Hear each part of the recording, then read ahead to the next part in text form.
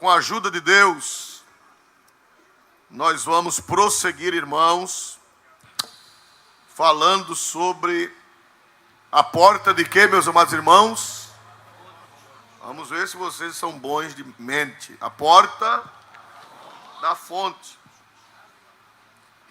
Nós já estamos bem instruídos pela graça de Deus de que o Antigo Testamento é uma figura das realidades do Novo Testamento. Todo o Novo Testamento está no Antigo, em tipos, em símbolos, em figuras, em alegorias. De maneira que não há diferença. Você pode achar o Evangelho nas páginas do Antigo Testamento. É o mesmo Evangelho. Glória a Deus. Não há diversidade, não há contrassenso, não há choque. Não. Glória a Deus. Um complementa o outro. O que o Antigo Testamento anunciou, o que o Antigo Testamento anunciou, o Novo Testamento cumpriu. E com a ajuda de Deus nesta noite, nós vamos, irmãos, continuar falando sobre a fonte. Os irmãos estão lembrados que nós falamos que fonte de água, rios, são símbolos de vida. Por onde os rios passam, o que é que acontece? Por onde os rios passam, meus amados irmãos? A vida. Agora mesmo, se você andar pelo sertão de Alagoas, de Pernambuco, e talvez outros estados, você vai encontrar o canal do sertão, que está levando vida. Onde era deserto estéril, onde era deserto improdutivo, com as águas do rio passando, os canais passando, hoje tem todo tipo de verdura, todo tipo de hortaliça, todo tipo de fruto. Só vai passar fome quem for devoto de Nossa Senhora da Preguiça. Glória a Deus. Aí quem pode fazer nada, não é? Glória a Deus. Aí está perdido. Mas quem tiver coragem de trabalhar não vai passar fome, porque os rios estarão passando e abençoando tudo. Então, irmãos amados, a fonte, o rio de Deus é um símbolo. O que a água faz na vida material, o Espírito Santo faz na vida espiritual. É um paralelo, é uma alegoria, é um símbolo. Não é que o Espírito Santo é água. Não, o Espírito Santo não é água. Como também o Espírito Santo não é pomba. Como também o Espírito Santo não é óleo.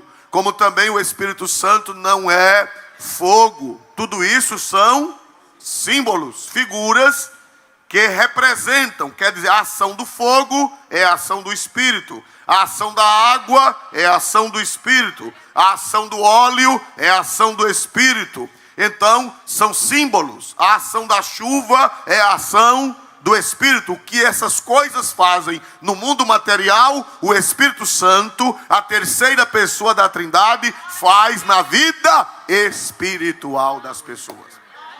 E nós estamos estudando sobre a fonte. Nós aprendemos há dias, pela santíssima graça de Deus, que Jesus falou dessa fonte. Eu não vou ler, porque os irmãos já estão sabendo, e já sabem de muitos anos, os mais velhos.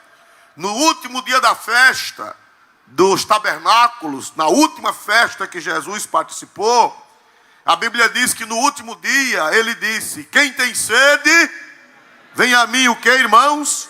E beba. Quem crê em mim, como diz a Escritura, rios de água viva fluirão do seu ventre. Só que eu expliquei que é melhor dizer do seu interior. Há uma tradução melhor. Não é que a palavra de Deus está errada. São termos intercambiáveis, que existem uns melhores que o outro. Porque quando fala em ventre, a gente pensa logo nas tripas, no estômago, não é? Glória a Deus. Quando na realidade o Senhor está falando não é do ventre físico, mas da alma, da sua alma, do seu ser espiritual. Vai fluir rios de água viva que salta para a vida eterna. E João disse isso, explicou. João fez uma nota. João escreveu o Evangelho, disse o que Jesus falou e fez uma nota explicativa no 39. Ele disse: isto disse ele a respeito do Espírito Santo, porque o Espírito Santo ainda não fora dado, por Jesus não haver ainda sido glorificado. Glorificado aqui é que ele ter voltado à sua glória, à sua posição. Quando Cristo foi glorificado foi quando ele morreu, quando ele ressuscitou e quando ele voltou para o Pai e se assentou à destra de Deus. Então, Cristo glorificado nesse texto significa sua volta para o Pai. O Espírito Santo só viria depois que Cristo voltasse à sua glória. Ele mesmo disse, né? Ele mesmo disse: se eu não for, convém que eu vá, porque se eu não for, o Consolador não virá a vós.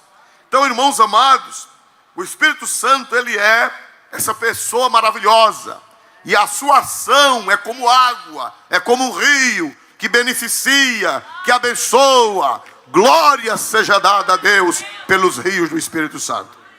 Então, irmãos amados, nesta noite, irmãos, nós vamos aprender com a ajuda de Deus mais alguma coisa a respeito do Espírito Santo.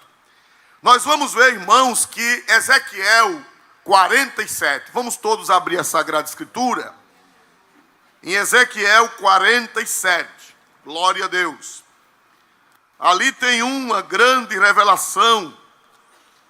Essa revelação, ela é escatológica. Quem sabe dizer o que é escatologia? Alguém pode me ajudar? O que é escatologia? É a doutrina de quê, meus amados irmãos? Das últimas coisas, quer dizer, das coisas futuras, das coisas vindouras. Escatos, no grego, quer dizer últimas. E logia quer dizer tratado, estudo. Então, escatologia quer dizer o estudo das últimas coisas. É uma disciplina teológica, bíblica, que fala dos dias vindouros. Fala da vinda do arrebatamento, fala dos últimos dias, fala do arrebatamento, da grande tribulação, fala da volta de Jesus em glória, fala do milênio e fala do estado eterno. Esses assuntos são chamados de escatologia. Escatos quer dizer últimas, quer dizer as últimas coisas que acontecerão. Então, o capítulo 47 de Ezequiel, ele é escatológico. Ele vai se cumprir literalmente. Quando? Vamos ver onde estão os que me ajudam na escatologia. Quando é que esse rio vai correr lá de Jerusalém e vai sair e vai regar a terra e vai abençoar até o Mar Morto? Vai descer até o Mar Morto, e o mar que era morto, depois que esse rio cair nele, o Mar Morto vai receber vida. Isso é escatológico. Quando é que isso vai acontecer? Me ajudem, por favor. Quando é? No milênio. No reino milenial, quando Cristo vier em glória. Quando ele vir para reinar no reino milenial, então esse rio realmente, literalmente, ele vai surgir. Não é só Ezequiel que fala, Joel fala desse rio, Zacarias fala desse rio. Então, é literal. Porém, é um literal, mas já tem uma aplicação para hoje. Já tem verdades nele que não servirão apenas no futuro, mas já servem para nós hoje, da nova aliança. Porque rio na Bíblia representa quem? A ação de quem, meus amados irmãos? Do Espírito Santo. Então, quando Deus mandou escrever essa palavra, foi pensando no futuro, mas também pensando no presente. O rio de Deus, o rio do Espírito, aqui tem lições preciosíssimas. Os irmãos sabem que Ezequiel, ele era sacerdote. E Ezequiel foi morar junto dos cativos. É interessante. No tempo de Ezequiel existiam 3 profetas atuando ao mesmo tempo em lugares distintos. Primeiro tinha Daniel. Eles foram contemporâneos. Daniel, Deus levou para o palácio. Tinha Ezequiel. Ezequiel, Deus levou para morar com os cativos na margem do rio Quebar.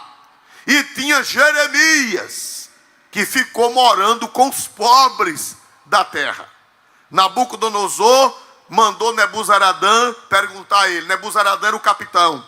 Disse: olha, você quer ir com os cativos ou você quer ficar? Porque Nabucodonosor ouviu falar de Jeremias. Nabucodonosor ouviu falar das profecias de Jeremias. Irmão, e às vezes Nabucodonosor é mais crente do que certos crentes. Glória a Deus. Pois Nabucodonosor acreditou na profecia de Jeremias. Os judeus não acreditaram. E Nabucodonosor acreditou. E quando Nabucodonosor mandou invadir Jerusalém, Nabucodonosor chamou Nebuzaradã, que era o capitão, e disse: olha, trate Jeremias com carinho. Trate Jeremias com cuidado. Olhe, dê dinheiro a ele, dê pão. E não é para arrancar um fio de cabelo de Jeremias. Nabucodonosor. Enquanto isso, os judeus pegaram ele e jogaram na cisterna. Glória a Jesus para sempre. Os seus irmãos jogaram-no na cisterna. O rei pagão mandou ter cuidado com ele. E o rei de Judá mandou jogá-lo na cisterna. Glória a Deus. Mas, irmãos amados, então havia três profetas. Um morando na Judéia com os pobres que ficaram, que era quem? Vê se vocês estão atentos. Quem foi que ficou morando com os pobres? Jeremias. Quem foi morar no palácio de Nabucodonosor? Daniel. E quem foi morar com os cativos na beira do rio Quebar? Então Deus bota a mim e bota você onde Ele quer. É verdade ou não, irmãos amados? Tira o olho da vida do outro.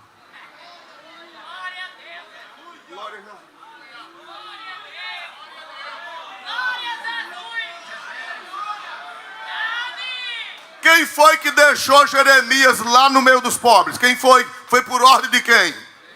Quem foi que deixou Ezequiel no meio dos cativos, na beira do rio Quebar, comendo peixe assado e pirão escabeche, né? Quem foi que deixou Ezequiel lá? E quem foi que mandou Daniel para o palácio? Ia da sua conta? Deus bota a gente onde Ele quer. Agora eu pergunto, quem era mais crente dos três? Quem era mais crente? Ezequiel, Daniel ou Jeremias? Quem era mais crente dos três? Todos os três eram crentes. Todos os três eram servos de Deus. Agora a gente precisa entender que Deus tem um projeto para cada um de nós. Dê glória para Jesus, crente.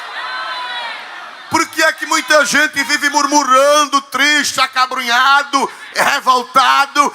Eu estou aqui comendo peixe, mas eu queria estar no palácio. Se aquiete, rapaz.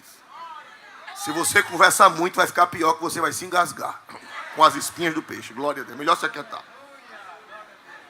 Deus bota no palácio, Deus bota no meio dos pobres e Deus bota na beira do rio. E se conforme. E minha avó dizia, minha vovozinha que está, né? Minha esposa disse que eu falo tanto da minha avó que os ossos dela se estremecem lá no túmulo, glória a Deus. A minha vovozinha dizia: e você ainda se banha. Não é verdade, irmãos amados? Você ainda se banha de estar na beira do rio, rapaz? Não é? Um irmão uma vez me disse: pastor, mandou um WhatsApp para mim: pastor, eu estou com 4 anos que estou dirigindo uma congregação feia, uma congregação lá numa brenha, lá num lugar esquisito, e eu quase que mandava: e você ainda se banha? Quase que eu mandava essa resposta para ele. Glória a Jesus. Mas estou mandando agora. Se ele estiver me assistindo, glória a Jesus para si.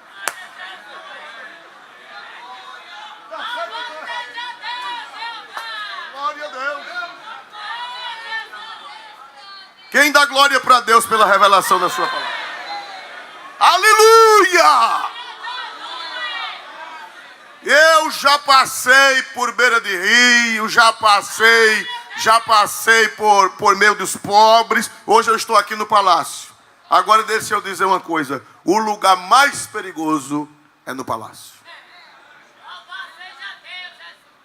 É o mais perigoso.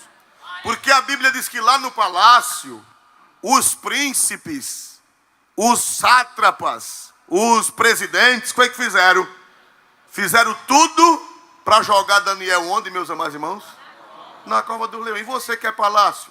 Vem, bichinho, que o leão está te esperando. Glória a Deus. Deixa da tua besteira, rapaz. É melhor comendo peixe. Teve leão lá na beira do rio? Teve leão na beira do rio? Teve? Teve leão lá no meio dos pobres? Onde foi que teve cova de leão?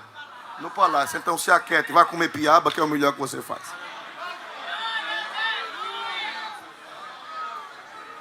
Coisa boa é ler Bíblia e entender a palavra de Deus. Quem pode dar glória para Jesus Cristo nesta noite? Diga, levante a mão direita e diga: eu estou feliz com o que Deus fizer comigo. Foi fraco. Eu estou feliz com o que Deus fizer comigo. Ou no palácio, ou na beira do rio, ou no meio dos pobres. Amém.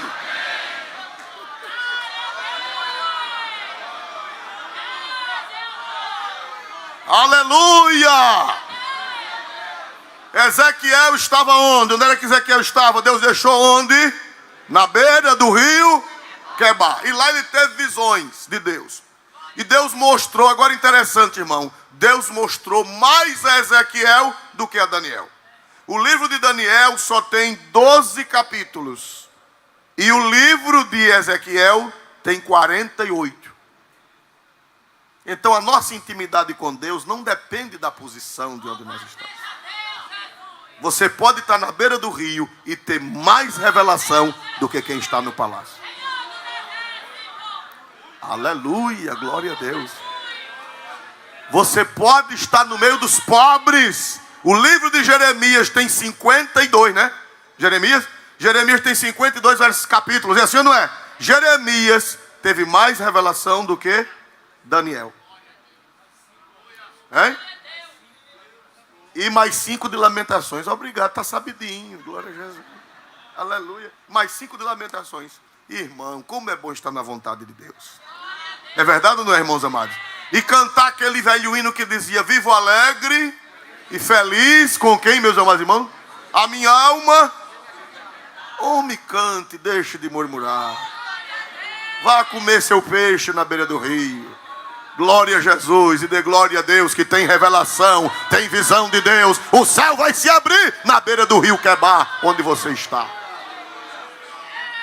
Aleluia! Exaltado seja o nome do Senhor. E Ezequiel, irmãos, ele teve muitas visões escatológicas, visões futurísticas, visões para o milênio, visões para a era final. E esse rio que ele viu é um rio para a era final. Só que hoje ele representa, para a dispensação nossa, ele representa a ação do Espírito Santo na vida do crente. Vamos ver, irmãos amados, Ezequiel 47, essa revelação que Deus deu a Ezequiel, muito sublime. Capítulo 47, versículo 1, pastor Olim, por gentileza. Depois disso, me fez voltar à entrada da casa, e eis que saíam as águas de debaixo do umbral da casa para o oriente, porque a face da casa olhava para o oriente, e as águas vinham de baixo, desde a banda direita da casa, da banda do sul do altar. Muito bem.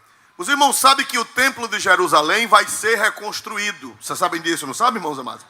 Está um problema, porque lá onde aparentemente era o templo, não é uma mesquita, mas é um prédio muçulmano. Chamam de mesquita de Omar, mas na realidade é o Domo da Rocha. Esse Domo da Rocha não é mesquita. Eu descobri agora há pouco. Não é um lugar de oração. É um prédio muçulmano que foi feito no século VII. E lá eles fizeram esse templo, esse prédio, para tirar a memória. Porque antes havia o templo cristão. Primeiro era o templo judeu, depois era um templo cristão. E eles depois o templo judeu já tinha sido derribado. Eles derribaram o templo cristão e fizeram esse prédio e botaram versículos do Corão. E dizem eles que foi dali que Maomé subiu para o céu. Maomé nunca foi lá em Jerusalém. Mas eles dizem, né? E quem for doido, que diga que não foi. Glória a Jesus, né? Então, meus amados irmãos, mas eu tenho uma notícia boa. A porta dourada, vocês estão lembrados da porta dourada, da porta do vale? A porta dourada, ela dá reto. Quem vai para o Monte das Oliveiras vê, os irmãos que foram viram, que a porta dourada, ela não fica rente com esse domo da rocha, não fica. Esse domo da rocha, na realidade, ele fica um pouco à esquerda. Quem fica rente com a porta dourada é a igreja do Santo Sepulcro, que é dos cristãos católicos, ortodoxos, assírios, cada um tem um pedacinho, é uma briga infeliz. Católico briga com ortodoxo, quando cada um tem um pedaço da igreja, e quando um vai varrer, se cair um pouquinho de lixo no canto do outro, é briga de cabada de vassoura. Ortodoxo com católico, se vocês procurarem, vocês vão achar essas confusões, porque a igreja é dividida. Um pedacinho é do ortodoxo, outro pedacinho é do cópita, outro pedacinho é da ortodoxa grega, outro pedacinho é da assíria, e eles brigam muito. É uma vergonha tão grande que a chave da igreja é na mão do muçulmano. Porque se der aos cristãos, eles brigam. Glória a Jesus, né? Mas diz que tem cristão e tem cristudo. Glória a Jesus, né? Talvez não sejam cristãos, talvez sejam cristudo. Cristudo é um galo com a crista grande. Glória a Jesus, né? Aleluia. Então, meus amados irmãos, nós vemos que é uma notícia boa. Para que o templo, possivelmente, segundo nós ouvimos e aprendemos, o local do templo não era exatamente onde está esse prédio muçulmano. O local é onde Abraão sacrificou Isaac e dá reto com a igreja do Santo Sepulcro. No local tradicional, onde Cristo foi crucificado, há o túmulo de Gordon, que é outra opção, mas desde o começo do cristianismo que se acredita que foi no lugar da igreja do Santo Sepulcro. Então, ou sendo com os muçulmanos, ou sendo com a igreja do Santo Sepulcro, a palavra de Deus vai se cumprir e o templo vai ser reconstruído. Sim, senhor. Como? Deus sabe. É verdade ou não, irmãos amados? Deus sabe. Então, meus amados irmãos, nós vemos aqui uma coisa muito interessante, é que a Bíblia diz que o templo vai ser reconstruído. Por sinal, eles já estão fazendo as peças. Existe uma sociedade judaica que já está fazendo o candelabro, já está fazendo o altar do incenso, já está fazendo as roupas sacerdotais, já estão lá uma sociedade do templo que eu creio que se o templo for reconstruído hoje, possivelmente ele já tem todas as peças. Isso é um sinal que a vinda do Senhor está próxima. Quem pode dar glória a Deus por isso? Aleluia. Mas, irmãos amados, vai ser reconstruído o templo e a Bíblia diz que Deus vai fazer brotar do pé do altar, quando o templo for reconstruído, do pé do altar vai brotar uma fonte. Aleluia! Leia a última linha a começar desde do versículo 1. Glória a Deus. Desde a banda direita da casa, da banda do sul do altar, vai sair umas águas. A Bíblia diz que vai sair umas águas debaixo do pé do altar. Por que a água, ela sai de debaixo do altar? Ela vai sair de debaixo do altar. Por quê? Há uma explicação teológica. O altar era o lugar de quê? O altar era o lugar de sacrifício, de holocaustos. Era o lugar onde as vítimas morriam no lugar dos pecadores. Era o lugar onde as vítimas eram sacrificadas no lugar dos pecadores. Então só pode haver água, só pode haver Espírito Santo, se primeiro houver o sacrifício. Primeiro o sacrifício, primeiro o altar, e de debaixo do altar as águas do Espírito, elas fluem, elas saem. O que é que nós aprendemos? Nós aprendemos que o Espírito Santo só pôde vir para a terra depois do sacrifício de Cristo. A vinda do Espírito Santo para a terra é um produto do sacrifício de Jesus. É um produto do altar do Calvário. É um produto do sacrifício vicário de nosso Senhor e Salvador Jesus Cristo. O Espírito Santo só veio porque Cristo foi crucificado. O altar do crente é a cruz. O altar do crente é o Calvário. E Jesus mesmo disse que o Espírito Santo só viria depois que ele pagasse o preço, depois que ele pagasse a expiação. Nós vemos isso, irmãos, em Gálatas. Vamos abrir a Bíblia, vamos dar um adiantamento em Gálatas, capítulo 3, versículos 13 e 14. Epístola de São Paulo aos Gálatas 3, 13 e 14. Paulo explica isso, irmão. O Espírito Santo só podia vir se Cristo morresse, se Cristo pagasse o preço dos nossos pecados. Aleluia! Glória a Deus nesta noite. Glória a Deus. Cristo nos resgatou da maldição da lei, fazendo-se maldição por nós. Porque está escrito: maldito todo aquele que for pendurado no madeiro, para que a bênção de Abraão chegasse aos gentios por Jesus Cristo, e que para que, pela fé, nós recebamos a promessa do Espírito. Irmão, olha, esse som não está legal. Glória a Deus. Por favor, leia de novo, porque houve umas interferências. Glória a Deus. Cristo nos resgatou da maldição da lei, fazendo-se maldição por nós.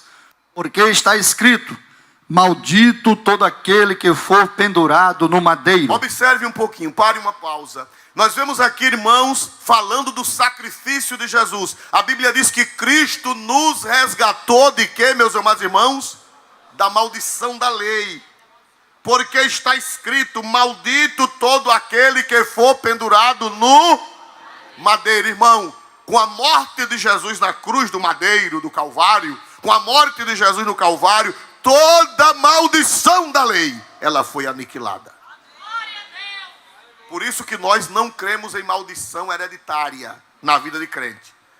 Tem encontros de maldição hereditária. Olha, precisa fazer um trabalho para tirar a maldição hereditária que tinha do seu avô. A sua avó lhe rogou uma praga, e o seu bisavô rogou uma praga. Seu trisavô foi macumbeiro, o seu escanchavô era feiticeiro, e a maldição vai chegando. Não, senhor, em mim, eu não quero saber quem foi meu trisavô, eu não quero saber quem foi meu escanchavô, eu quero saber que no Calvário toda a maldição foi tirada.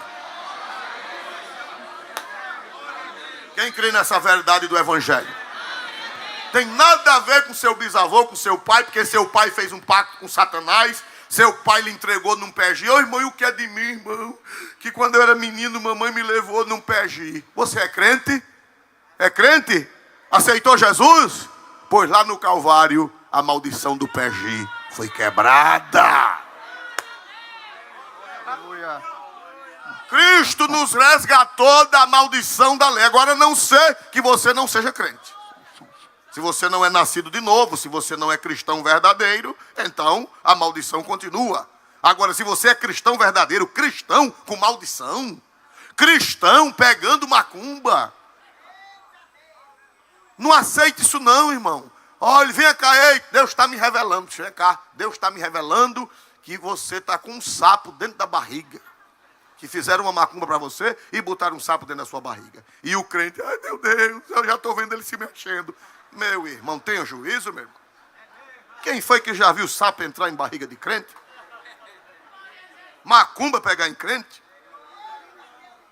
E tem crente tolo, irmão, que acredita nisso. É mesmo, fizeram um trabalho para você em 7 encruzilhadas. Pode fazer em 70. Que eu não tenho medo. Glória a Deus.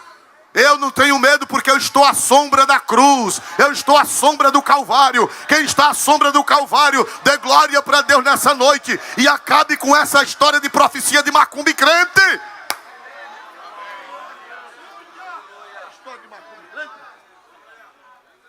Gente, isso é meninice, irmão. Isso é meninice. Profetizar que o crente está macumbado. Isso é conversa? Que conversa é essa, rapaz? Tenha juízo. Glória a Jesus para sempre e eternamente. Aleluia. Não fique com medo não, irmão. Quando um profeta não, que isso não é profeta, isso é menino com o nome de profeta, disser que você está com uma macumba, você diga Gálatas 3:13, Cristo me resgatou da maldição da lei, porque ele já foi crucificado por mim no Calvário. Quem diz glória a Deus por isto nesta noite, igreja? Eu estou à sombra da cruz do Calvário. E quem está, levante a mão e glorifique o nome santo de Jesus. para que o Espírito Santo viesse, primeiro foi preciso que Cristo fosse maldito no Calvário. Primeiro foi preciso que a toda a maldição do passado, do presente e do futuro. O Calvário, irmão, ele pegou tudo. Pegou o passado, pegou o presente e pegou o futuro. O Calvário pegou tudo. Pecados passados, pecados presentes e pecados futuros. O Calvário fez como um para-raio. O que é que o para-raio faz? Quando é dada uma descarga elétrica, o para-raio ele atrai para ele. É verdade ou não, irmãos amados? O para-raios atrai para si toda descarga. No Calvário, toda descarga elétrica do mal caiu sobre Jesus. E quem ficar à sombra da cruz, quem ficar à sombra do Calvário, os raios de Satanás não vão pegar em você nunca. Oh, aleluia, oh, glória, seja dado o nome do Senhor para sempre. Então, irmãos amados, aí Paulo disse que Cristo nos resgatou da maldição da lei, fazendo-se maldição por nós, porque está escrito: maldito todo aquele que for pendurado no madeiro. Agora veja a continuação do texto, que lindo. Para que a bênção de Abraão chegasse aos gentios por Jesus Cristo. A bênção de quem, irmão? De Abraão. Aí a teologia da prosperidade diz que a bênção de Abraão é você ter carro do ano. A bênção de Abraão é você ter ouro. A bênção de Abraão é você ter ações na Bolsa de Valores. A bênção de Abraão é você ter apartamento em Ipanema. Eles dizem, a teologia da prosperidade diz que a bênção de Abraão é você ter uma casa em Miami. É você ser rico. É você ter saúde totalmente. É você viver nadando em dinheiro como o tio Patinhas. Mas eu li na Bíblia, é diferente. A bênção de Abraão não é isso não. Vamos ver o que é a bênção de Abraão? Leia aí, pastor Olimpo, por favor. O 14, a 14. Para que a bênção de Abraão chegasse aos gentios por Jesus Cristo. E para que, pela fé, nós recebamos a promessa do Espírito.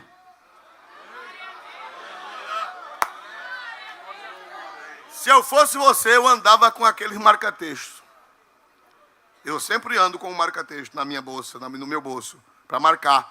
A promessa de Abraão, a bênção de Abraão não é ouro, não é ações da Bolsa de Valores, não é carro do ano, não é Ferrari. A bênção de Abraão é o quê?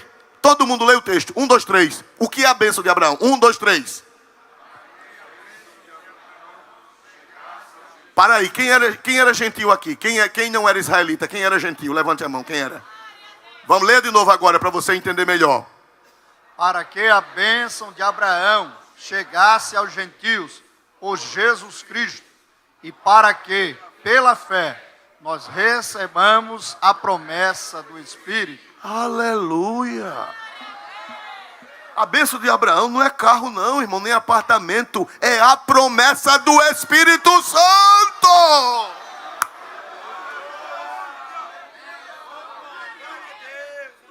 A bênção de Abraão não é carro, não aceita essas heresias não. A bênção que Deus prometeu a Abraão foi que com a vinda do Messias, depois que o Messias viesse, a promessa do Espírito viesse sobre o seu povo. O Espírito, irmão, é melhor do que carro. O Espírito é melhor do que Bolsa de Valores. O Espírito é melhor do que dinheiro. O Espírito é melhor do que qualquer coisa. Quem concorda comigo, diga glória a Deus nesta noite, irmão. Agora, a Bíblia diz: buscai primeiro o reino de Deus e a sua justiça, e as demais coisas serão o que, meus amados irmãos? Deus vai cuidar de você, Deus vai dar pão a você. Deus não vai dar o que você quer, Deus vai dar o que você precisa. Jesus, eu quero uma Ferrari. Para que você quer uma Ferrari se você não tem dinheiro para botar nenhum pneu da Ferrari? Irmão, eu não quero uma Ferrari. Você ser sincero, irmão, eu não quero uma Ferrari. Irmão, eu mantenho o meu carro a pulso. Se Jesus me der uma Ferrari, o que é de mim? Eu não quero uma Ferrari. Para que eu quero uma Ferrari? Eu não quero um avião. Para que eu quero um avião? Para guardar onde? Só se for na casa dos donos da teologia da prosperidade. Porque na minha casa, a minha garagem, quando eu abro a porta, eu tenho que me espremer para sair. Se chegar um avião com as asas desse tamanho. Não, Jesus dá a gente o que a gente precisa. não é luxo, nem doidice, nem coisas mirabolantes, não. É o pão nosso de cada dia, quer dizer, o suprimento de todas as nossas. A Bíblia diz que Deus, segundo as suas riquezas, suprirá todas as vossas necessidades. E Jesus sabe o que é que eu preciso. Jesus sabe o que é que você precisa. Sabe ou não sabe, irmão amado? Sabe ou não sabe, igreja? Ele vai dar ou não vai? Tem dado ou não tem? Quem tem recebido de Deus as bênçãos materiais, diga glória a Deus. O pão de cada dia. Mas a bênção de Abraão não tem nada a ver com teologia da prosperidade. A bênção de Abraão é a promessa do Espírito. Agora fica lendo o versículo pela metade, como seita herética. Não sabe que tem uma seita que diz, as heresias são tiradas da Bíblia. Toda heresia é tirada da Bíblia.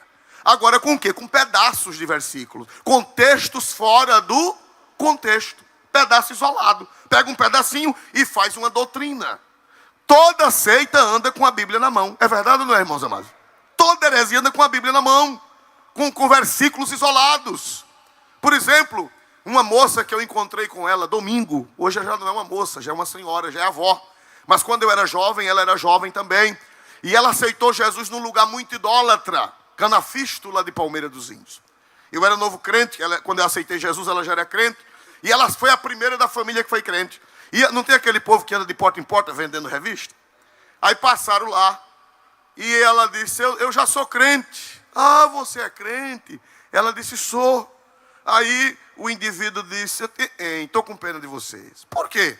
Você aceitou quem? Ela disse, eu aceitei Jesus como meu Salvador. Disse, você aceitou Jesus? Ah, minha filha, vamos aqui a Bíblia. Aí abriu em 1 Coríntios 15, 18. Vamos abrir aí? O que foi que o sectário mostrou a ela? A bichinha nova crente, sem experiência. Ele pegou a Bíblia dela e mostrou. 1 Coríntios 15, 18. Glória a Deus. Veja aí, eu não sei se dá para colocar na tela. Glória a Deus. Olha o que foi que o miserável fez para desviar a coitada. Glória a Deus. Aleluia. E também os que dormiram em Cristo estão perdidos. Eita. Mostrou para a irmã Ângela. Eu encontrei com ela sábado em Santana do Ipanema. Glória a Deus. Ela hoje mora em Quebrangulo. Se ela estiver ouvindo, a paz do Senhor, irmã Ângela. Estou falando bem da senhora. Aleluia. Glória a Deus para sempre. Aleluia. Meus amados irmãos, pois o miserável mostrou esse versículo à pobre da irmã Ângela. E ela disse, não quero mais não ser crente. Olha, e também os que dormiram em Cristo, olha a tela. Os que dormiram em Cristo estão perdidos. Pois o miserável mostrou esse versículo à irmã para desviar a irmã. E a bichinha botou para chorar e disse, meu Deus, eu já aceitei Jesus para não me perder. E agora diz que quem aceita Jesus está perdido. Pronto, acabou-se. Aí foi na casa do irmão Zezinho, de saudosa memória. Irmão Zezinho era o dirigente da congregação, já dormiu no Senhor, um santo de Deus. Chegou lá e disse, seu Zezinho, irmão Zezinho, está aqui o Novo Testamento, eu não quero mais ser crente não. Por quê? Porque seu fulano que anda vendendo revista de porta em porta, me mostrou aqui que quem aceitou Jesus está perdido. O irmão disse, minha irmã, leia o versículo anterior. Bota o 17 agora. Bota o 17, aleluia. Bota o 17. Eu sei que esse bicho é engasgado. Glória a Jesus. Só solta versículo por versículo. Ô bicho incrédulo. Irmão, ore para Jesus salvar esse negócio. Glória a Deus. Aleluia. Mas leia, olha aí o 17. Apareceu, ele se converteu. Glória a Deus. 17, olha aí o versículo anterior. O que é que diz? Todo mundo leia junto com o pastor aí. O versículo 17. 1, 2, 3. E se Cristo não ressuscitou, é vã a vossa fé. E ainda permaneceis nos vossos pecados. Se Cristo não ressuscitou, é vã a vossa fé, e ainda permaneceis nos vossos pecados. Se Cristo não ressuscitou. E o 18? E também os que dormiram em Cristo estão perdidos. Mas é se Cristo não ressuscitou. Mas o infeliz só mostrou o 18.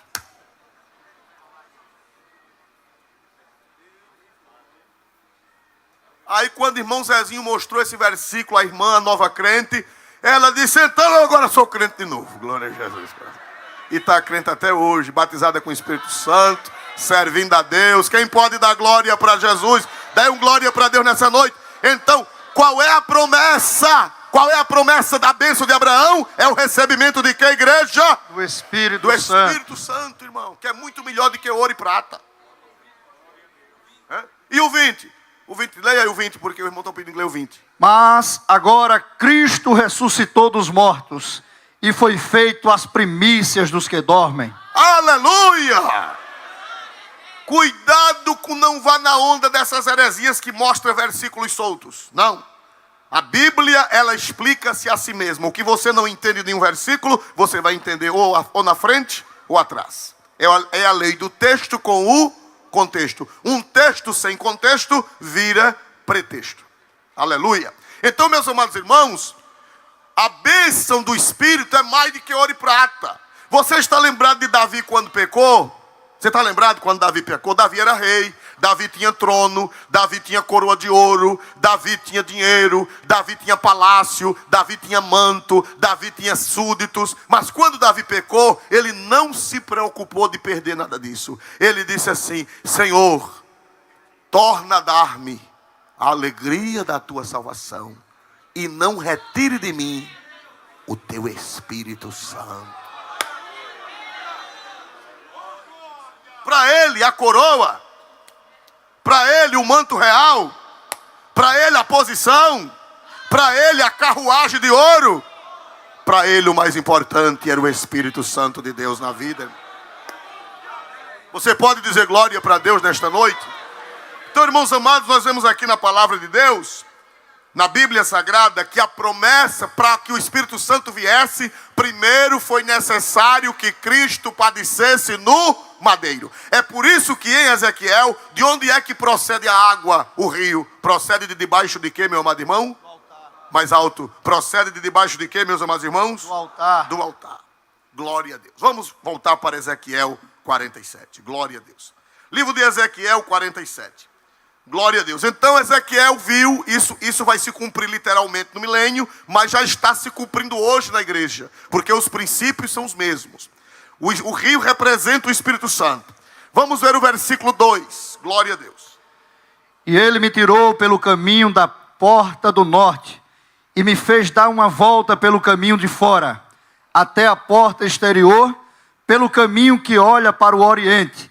E eis que corriam as águas desde a banda direita. Prossiga.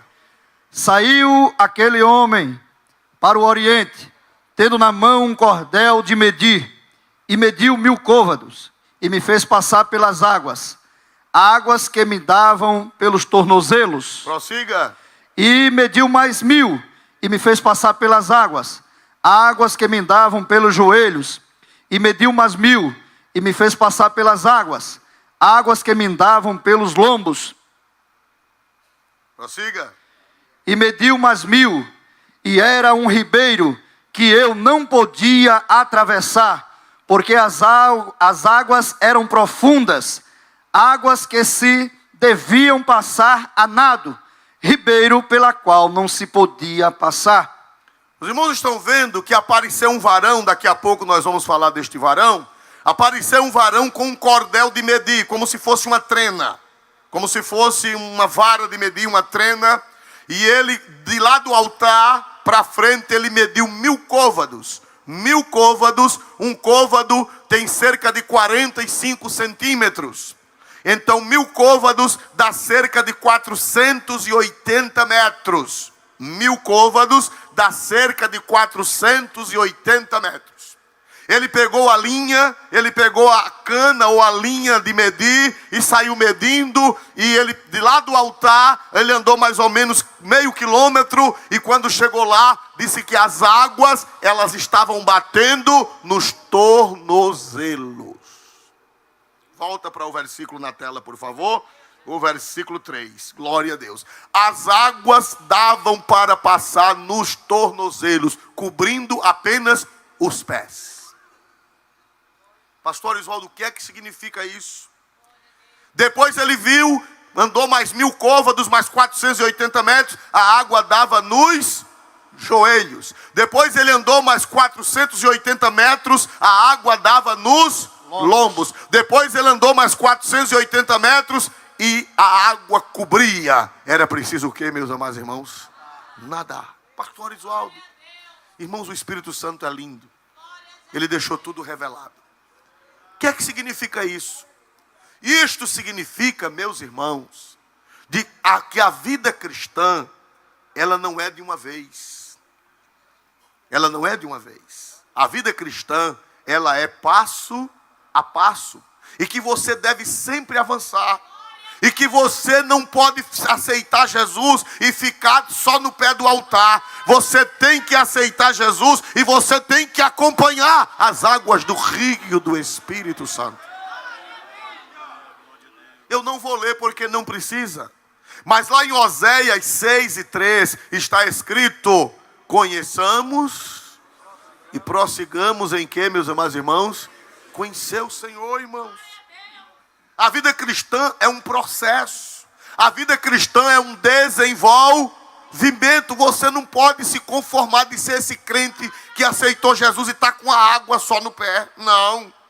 Você tem que pedir a Deus graça para você se desenvolver, para você crescer, para você virar profeta, para você virar vaso, para você ser sacerdote, para você ministrar para outros a graça de Deus. A grande descoberta da reforma protestante, na Idade Média e até hoje na Igreja Católica e em algumas outras igrejas, só os sacerdotes é quem pode ministrar. É verdade ou não é? Só o sacerdote é quem pode ministrar. O sacerdote é primordial e sem o sacerdote ninguém pode fazer nada. Sem o sacerdote ninguém pode nem para o céu, porque ele é quem ministra os sacramentos. A salvação está na mão do sacerdote. O sacerdote faz a pessoa filho de Deus, batiza. O sacerdote é quem o crisma através do bispo. O sacerdote é quem faz a Eucaristia. O sacerdote é quem faz a confissão. O sacerdote é quem dá a extrema unção. Quer dizer que sem o sacerdote, ninguém se salva. Mas no Evangelho não é assim. No Evangelho, todo crente é sacerdote. Foi a grande descoberta da reforma protestante. Descoberta não, redescoberta, porque já estava em Pedro. Pedro disse: vós sois um sacerdócio real. E a Bíblia diz em Apocalipse que Cristo fez de cada um de nós reis e o que, irmãos? Sacerdotes, em Apocalipse capítulo 1. Na Assembleia de Deus, todo crente cheio do Espírito Santo prega evangelho. Todo crente cheio do Espírito Santo expulsa demônio. Todo crente cheio do Espírito Santo bota a mão no enfermo e ele pode ficar curado. Todo crente cheio do Espírito Santo pode fazer a obra de Deus. Foi o segredo do nosso crescimento. O segredo do crescimento da Assembleia de Deus foi esse valor ao trabalho de cada crente. Crente prega na rua, crente prega nas praças, crente prega nas casas, crente prega no trabalho, crente ora por enfermo. Tem um demônio, vou chamar o pastor. Venha não, vá você mesmo. Tem um demônio ali, você pode expulsar. E eu posso, pastor? Pode, se você estiver em paz com Deus. Agora, se você não estiver em paz com Deus, o diabo é quem vai botar você para correr. Glória a Jesus. Agora, se você está em paz com Deus, pode chegar lá, botar o dedo na cara de Satanás e dizer: desapareça, porque você tem autoridade, você é sacerdote de Deus, você pode expulsar demônio. Quem acredita nesta verdade em nome de Jesus, na Assembleia de Deus, todo crente é sacerdote. Aleluia! Exaltado seja Deus na noite deste dia. Então, irmãos amados, nós vemos aqui que todo crente pode entrar nesse rio. Todo crente pode entrar nesse rio do Espírito. E você tem que prosseguir. O apóstolo Pedro disse, eu não vou ler para não tomar tempo. Ele disse: crescei na graça e no conhecimento. Glória a Deus. E o homem chegou com um cordel para medir. Glória a Deus. Vamos ver Ezequiel 40, versículo 3. Ezequiel 43, quando aparece esse homem, parece-me que pela primeira vez. Ezequiel 40, versículo 3, não é 47. 40, versículo 3. E havendo-me levado ali, eis que um homem cuja aparência era como a aparência do cobre, tendo um cordel de linho na mão e uma cana de medir, estava em pé na porta. Irmão, esse homem não é Miguel. Esse homem não é Gabriel, segundo a minha interpretação. Esse homem, toda vez que aparece esse homem, parecendo com cobre reluzente, parecendo com bronze reluzente, não é anjo, nem é Miguel, nem é Gabriel. Porque ele apareceu lá em Apocalipse, não foi? Diz que os pés dele eram como latão reluzente. Quem era esse homem que apareceu em Apocalipse como latão reluzente? Jesus. E aqui aparece esse homem como bronze polido, como latão reluzente, brilhando como ouro. Aleluia! Aleluia! Não era Miguel, nem Gabriel, nem anjo. Era o próprio Jesus que apareceu a Ezequiel. Era Jesus pré-encarnado.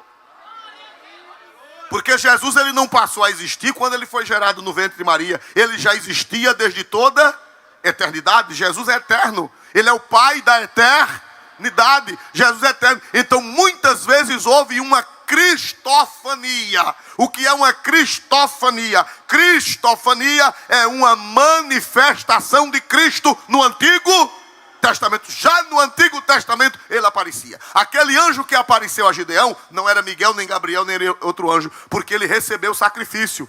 Você vê que a Bíblia diz que Gideão disse: então deixa eu ir buscar um cabrito. Gideão foi, pegou um cabrito, ofereceu na penha, verteu o caldo, e quando a fumaça subiu, a Bíblia diz que o anjo subiu na fumaça. Aquele anjo não era um anjo comum, porque anjo não recebe sacrifício. Era o anjo do Senhor. Aquele anjo que apareceu a Manoá também nem era Miguel nem Gabriel. Era Cristo pré-encarnado que apareceu a Manoá quando Sansão foi nascer. O anjo que acompanhava os israelitas, Deus disse: o meu nome está nele. Foi assim ou não foi? Deus não disse a Moisés: o meu nome quer dizer minha pessoa, meu caráter, minha essência está nele. E a essência de Jeová nem está em Miguel, nem está em Gabriel. A essência de Jeová só está em Jesus. Esse homem que apareceu a Ezequiel não era anjo comum, era o próprio Cristo que apareceu com um cordão na mão e com uma vara para medir, para saber como era que estava a espiritualidade. Aleluia! Aleluia! Glória a Deus nesta noite e para sempre. E o homem mediu, puxou a trena, e quando mediu 1000 côvados, que dá cerca de 480 metros. E quando ele mediu, a água deu onde? Vamos ver se vocês aprenderam. A primeira água, a primeira medida, deu onde, meus amados irmãos? Tornozelos. Tornozelos. Através de Cristo, através do sacrifício de Jesus, o Espírito Santo vem a nós. E o primeiro estágio são os tornozelos, os pés. Pastor, o que significa pisar nas águas do Espírito? Vamos para Gálatas. Como é lindo o Antigo com o Novo Testamento. Vamos para Gálatas 5:25. Lá está a revelação de Ezequiel 47. Oh, Bíblia boa. Aleluia. Gálatas 5:25. Glória a Deus nas alturas dos céus. Se vivermos no Espírito, andemos também no Espírito. Quando você aceita Jesus, antes de mais nada, você tem que aprender a andar no Espírito. O que é andar? Andar fala de conduta.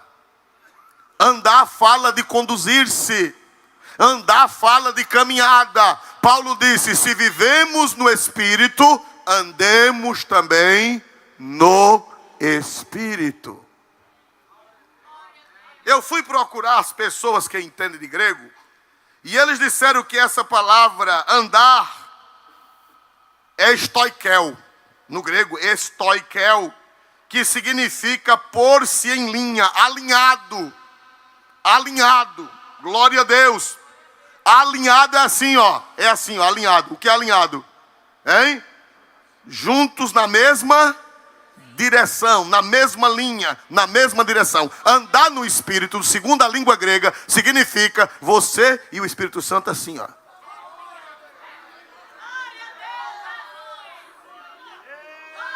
De parelha. Aleluia. A vida cristã começa andando no Espírito, se alinhando. A palavra grega para andar no Espírito é alinhar-se ao Espírito Santo. É ficar de parelha com Ele. Quando Ele levanta o pé, você levanta. Quando Ele dá um passo, você dá um passo. Quando Ele para, você para. Quando Ele vai para um lado, você vai. Quando ele vai para o outro, você vai. Quando ele vai para frente, você vai. Onde ele bota o pé, você bota o seu. O que ele pensa, você pensa. O que ele quer, você quer. O que ele faz, você faz. Andar no Espírito. Aleluia. Aleluia, aleluia. Exaltado seja Deus. Primeira coisa, você tem que andar no Espírito, irmão. Glória a Deus. Por isso que Paulo disse na bênção apostólica: a graça de nosso Senhor Jesus Cristo, o amor de Deus e a comunhão. A palavra comunhão no grego é koinonia, que significa parceria, que significa identificação, significa companheirismo. Comunhão do Espírito Santo quer dizer você está assim com o Espírito Santo. Você já viu quando uma pessoa é muito amiga de outra, né? Aí eu penso, fulano com fulano, ó. Você está assim com o Espírito Santo de Deus? Está assim?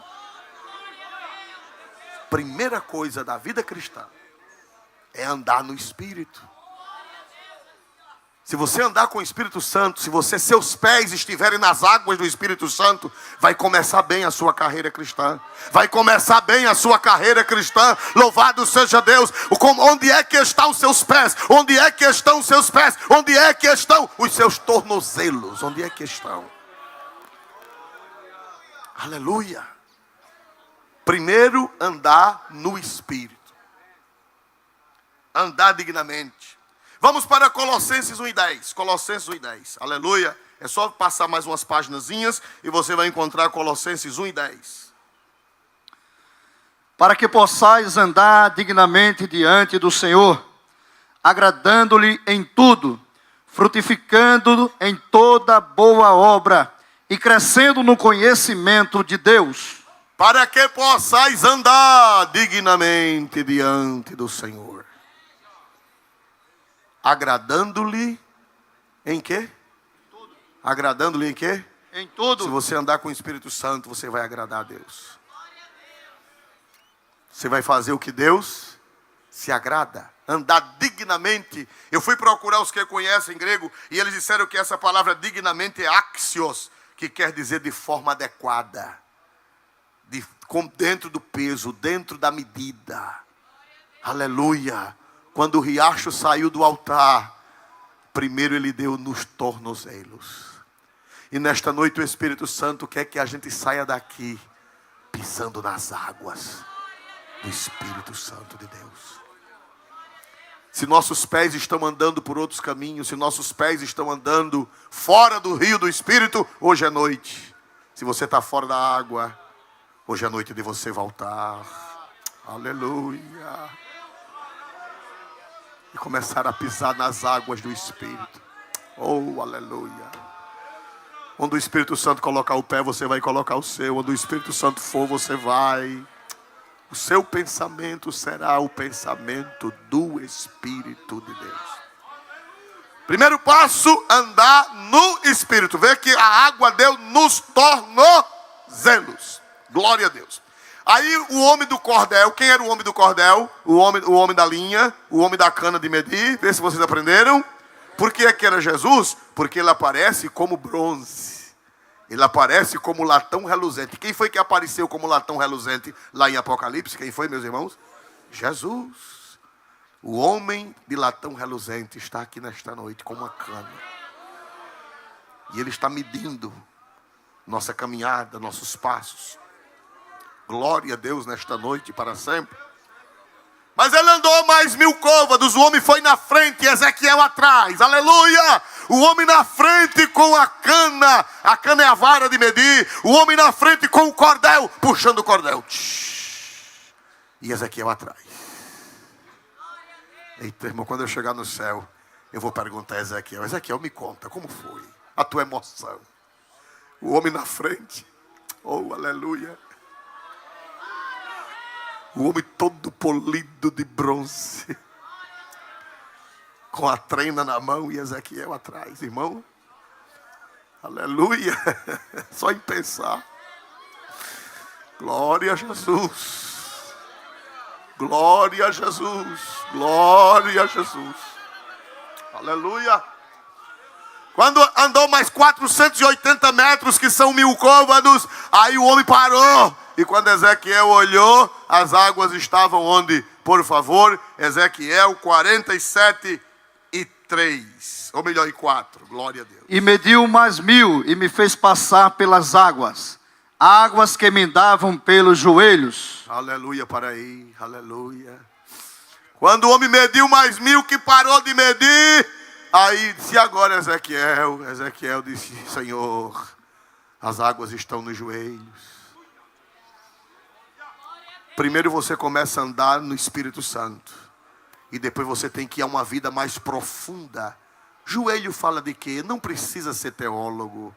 Não precisa ser intérprete, não precisa ser exegeta, não precisa conhecer grego, não precisa conhecer hebraico, não precisa conhecer as línguas semíticas. Joelhos, fala de quê, igreja? Mais alto? Foi fraco? Aleluia. O Espírito Santo, ele nos leva à oração. A igreja só existe se houver oração. A pregação da palavra só faz efeito se houver oração. As vitórias, elas só vêm através da oração.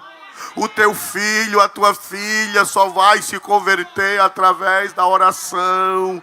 A cura divina vai chegar através da oração. Os dons espirituais vão chegar através da oração. O entendimento das pessoas vai chegar através da oração. O avivamento, ele só vem através da oração.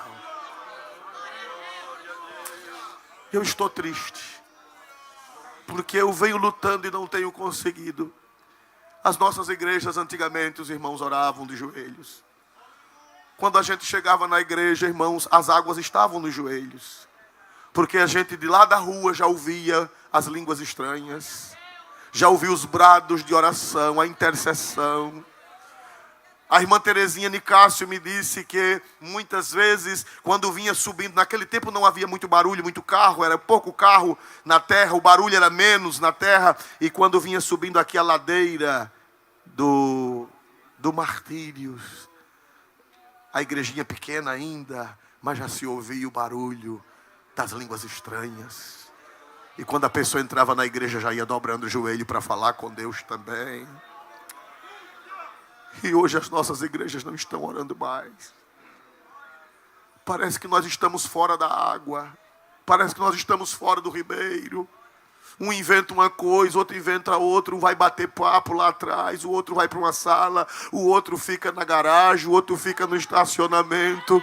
Mas nessa noite o Espírito Santo está nos botando nas águas. O homem do cordel está aqui. E você vai fazer um propósito com Deus de quando chegar na igreja dobrar os joelhos. Porque a água tem que estar no joelho.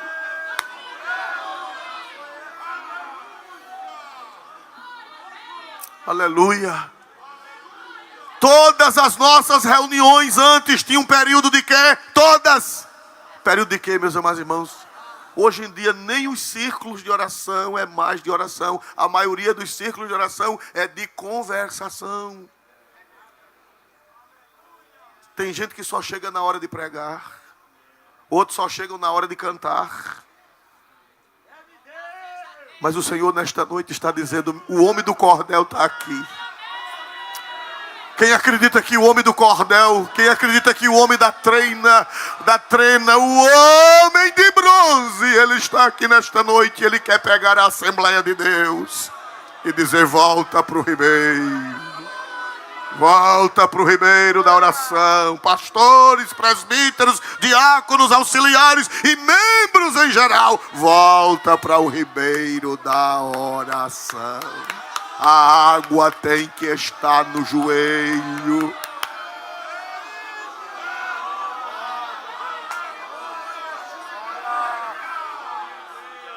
Glória a Deus. Interessante, irmãos. Jesus nunca ensinou ninguém a cantar. Vocês já viram Jesus ensinando a cantar? Não. Pasmem os senhores e as senhoras. Jesus nunca ensinou ninguém a pregar. Nunca vi na Bíblia Jesus ensinando ninguém a pregar. Mas a Bíblia diz que os discípulos disseram: Senhor, ensina-nos a orar, como João ensinou aos seus discípulos. Aí Jesus disse: quando orardes, dizei assim: Pai nosso, que estás nos céus, santificado seja o teu nome. Venha o teu reino, seja feita a tua vontade, assim na terra como no céu. Pão nosso de cada dia nos dai hoje. Perdoa as nossas dívidas. Alamanaraçu de cantoei. Rabalanai. Rabalanai seramandeira alamanai. Glória a Deus. Assim como nós perdoamos aos nossos devedores. Não nos deixe cair no laço do Satanás, na tentação. Mas livra-nos do mal, porque teu é o reino, poder, irandi andar e a glória para sempre.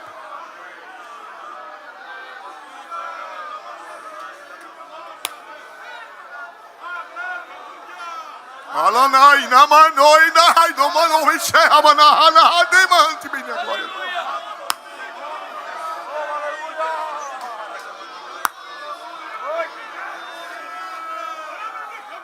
O homem polido como bronze está passando aqui nesta noite e está pegando na mão de Ezequiel. Quem é Ezequiel aqui nesta noite? Quem é Ezequiel? Quem é Ezequiel de Deus? Levante a mão e dê glória para Deus. Pois o homem polido como bronze está te pegando pela mão e te levando, te trazendo. Tu está na terra seca e ele está te trazendo para as águas do ribeiro do Espírito Santo.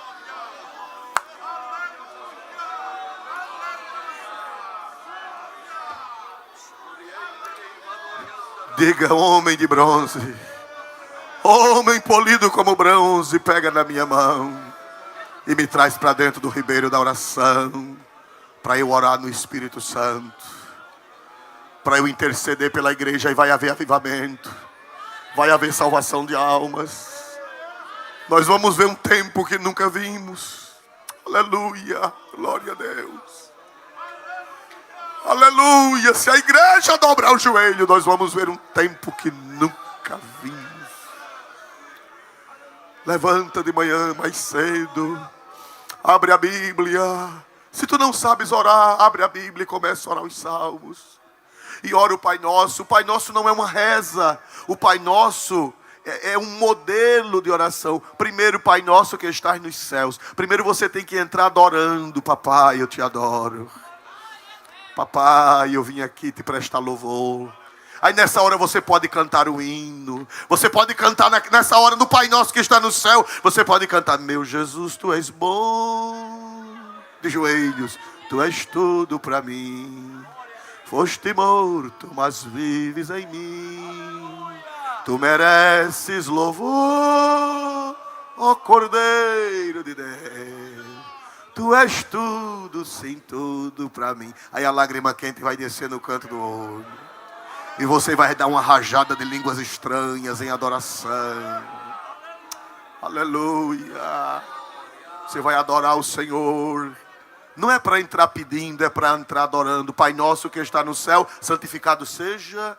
Você não entra pedindo, você entra adorando. Você, quando se ajoelhar, vai adorar, vai louvar a Ele, agradecer, adorá-lo no trono.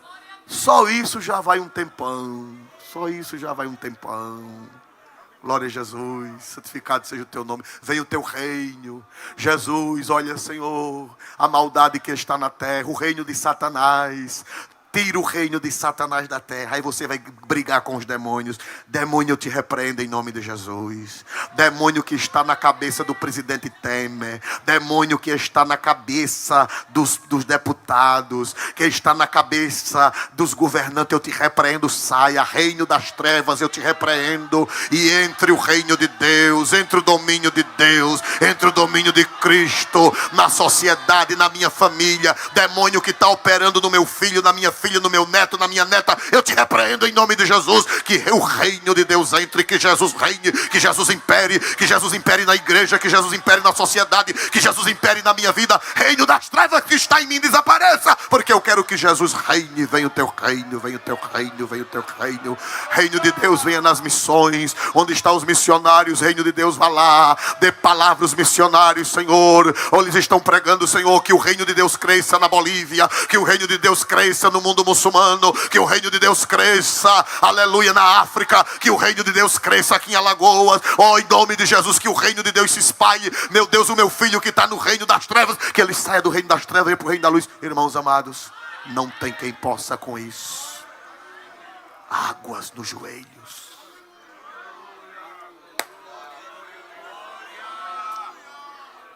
Você sabe por que é que a igreja de Atos é a mais poderosa? Porque a igreja de Atos, em todos os capítulos, o Espírito Santo está fazendo a igreja orar. No capítulo 1 de Atos, versículo 14, está tudo aí anotado, mas não vai dar tempo de ler. A Bíblia diz que eles estavam no cenáculo com Maria, a mãe de Jesus. Era assim ou não era? Fazendo o que era que eles estavam fazendo, esperando o Espírito Santo? Eles estavam orando. Quando o Espírito Santo desceu, capítulo 2, diz: e perseveravam na doutrina dos apóstolos, na comunhão, no partir do pão, nas orações.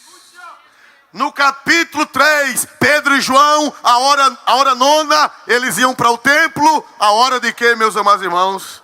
Da oração. No capítulo 4, houve uma grande perseguição, e a Bíblia diz que eles oraram a Deus.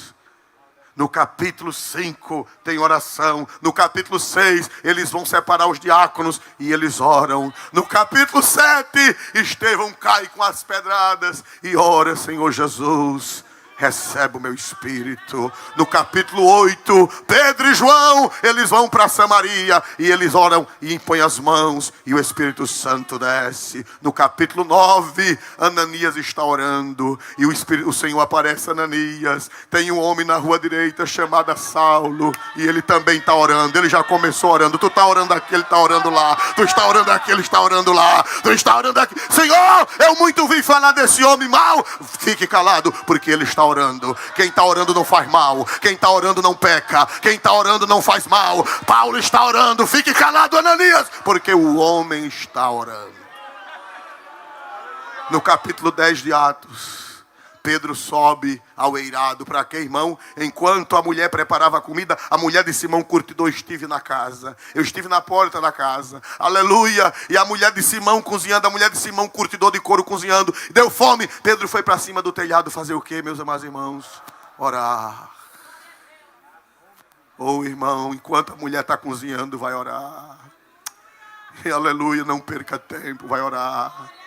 Vai orar. No capítulo 12, a igreja está orando por Pedro, que está preso. No capítulo 13 de Atos, a igreja está orando e jejuando. E o Espírito Santo diz: epa, apartai-me a Paulo e a Barnabé para a obra que eu tenho chamado. E a Bíblia diz que, impondo eles as mãos e orando, enviaram para a obra que o Espírito Santo havia chamado. No capítulo 14, Paulo prega o evangelho e ora consagrando anciãos. Só tem um capítulo que não tem oração. É o capítulo 15, porque foi a primeira convenção da igreja. Quando o pastor se reúne, não ora. Glória a Jesus para sempre.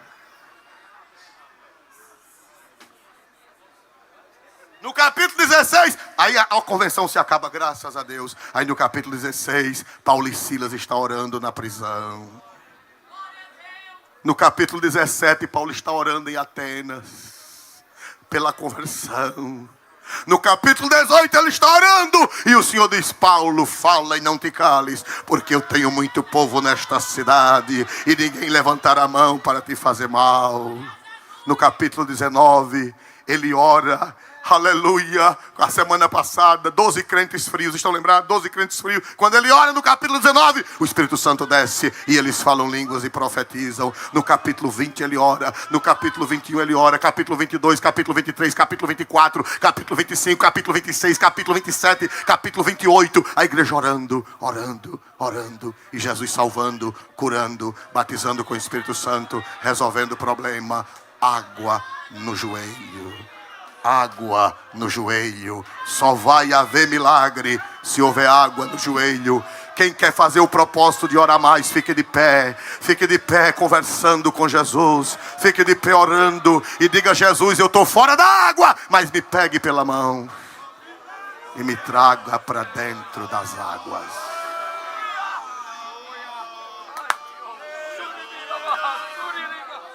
Eu vou ver terça-feira se essa doutrina fez efeito. Apesar que terça-feira é a ceia do Senhor. Aleluia, mas vamos ver daqui para frente. O homem polido como bronze está aqui. E ele pegou na mão de Ezequiel e colocou ele dentro das águas. Quem quer que o homem polido como bronze pegue na sua mão? Fique com a mão assim, glória a Deus. Fique com a mão assim e diga: homem que apareceu é Ezequiel. Homem que levou Ezequiel para dentro das águas. Leva-me também. Leva-me, Senhor, leva-me. Eu não quero ficar no seco. Eu não quero ficar no seco. Eu quero ser arrastado para dentro das águas.